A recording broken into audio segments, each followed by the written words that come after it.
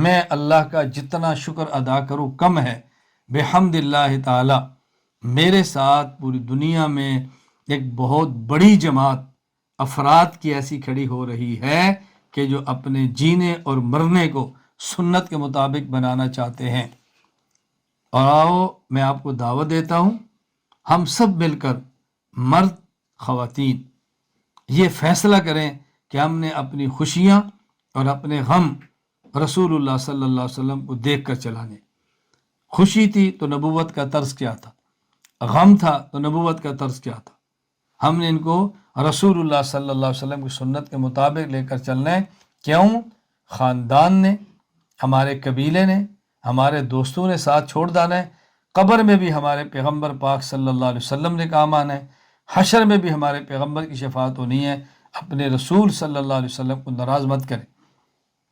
میں ایک بات کہہ کر اپنی گفتگو ختم کرتا ہوں جو نہایت دکھ دینے والی بات ہوتی ہے۔ ہمارے یہاں جب نکاح کا موقع آتا ہے تو ہم اپنے چچا، اپنے ماموں، اپنے پھوپھا، اپنی خالہ، پھوپھی، جتنے رشتہ دار ہیں، بہنیں، بھائی، ہر کسی کو خوش کرتے ہیں کہ اس موقع پر کوئی ناراض نہ ہو۔ حتیٰ کہ چاول بنانے والے نائی اور گھروں میں کام کرنے والے خادم اور اس سے بڑھ کر گٹر صاف کرنے والے سویپر کو بھی خوش کرنے کی کوشش کرتے ہیں، بھئی خوشی کا موقع کوئی رہ نہ جائے۔ اور اگر ہم نہیں خیال کرتے، اللہ میری اور آپ کی حفاظت فرمائے، تو اپنے پیغمبر کا خیال نہیں کرتے صلی اللہ علیہ وسلم کہ اس موقع پر کہ ہمارے پیغمبر ناراض ہو۔ اور عنوان کیا ہے؟ نکاح مسنون۔ ہو کہا رہا ہے؟ حال میں مرد عورتیں جمع ہیں، گانے بج رہے ہیں، موسیقی چل رہی ہے، ڈانس ہو رہا ہے، ویڈیو بن رہی ہے، اور عنوان کیا ہے؟ نکاح مسنون۔ عنوان کیا ہے؟ ولیمہ مسنونہ، اور گناہوں سے بھرا پڑا ہے۔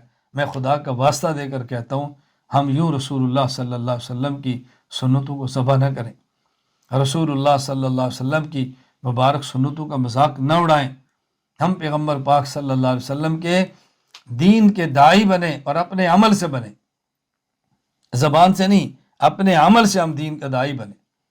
تو ہم اس موقع پر عزم کریں، ہم انشاءاللہ اپنی خوشیاں اور اپنی غمیاں رسول اکرم صلی اللہ علیہ وسلم کی سنت کو دیکھ کر ہم انشاءاللہ ان سے گزریں گے انشاءاللہ۔ اللہ مجھے اور آپ سب کو عمل کی توفیق عطا فرمائے۔